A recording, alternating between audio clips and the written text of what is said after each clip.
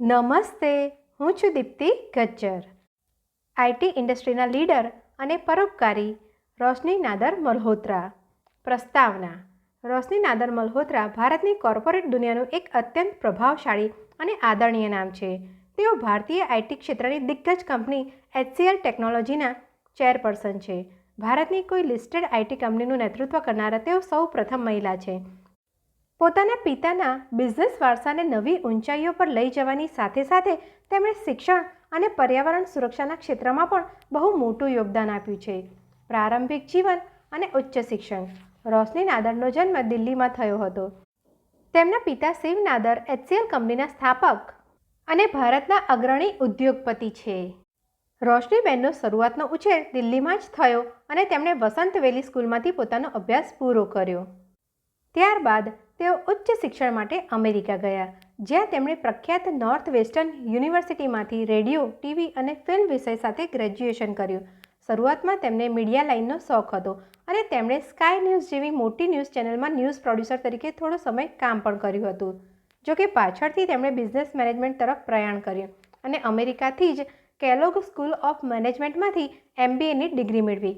HCLમાં નેતૃત્વ અને સફળતા: વર્ષ 2009માં 27 વર્ષની ઉંમરે તેઓ ભારત પરત ફર્યા અને HCL કોર્પોરેશનમાં જોડાયા.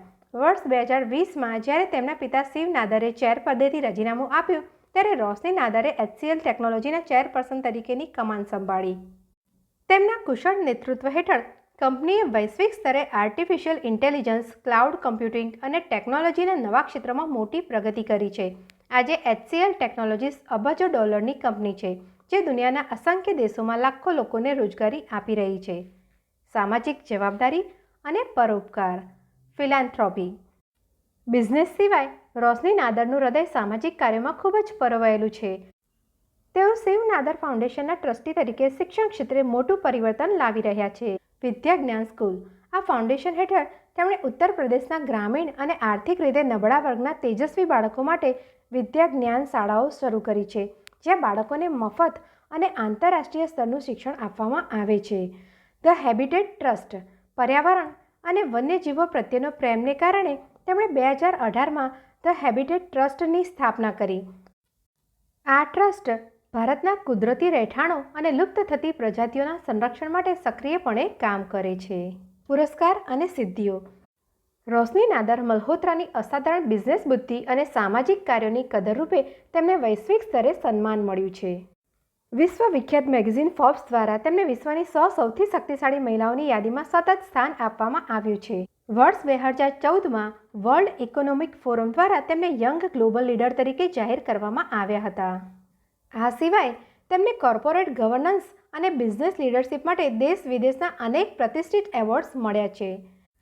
ઉપસંહાર: ઘણા લોકો વિચારે છે કે બિઝનેસ વારસામાં મળવો એ લકી હોવાની વાત છે, પરંતુ અબજો ડોલરના વૈશ્વિક સામ્રાજ્યના વહાણને ટેકનોલોજીના બદલાતા તોફાનો વચ્ચે યોગ્ય દિશામાં ચલાવવું એ કોઈ બાળપોથીના પાઠ નથી.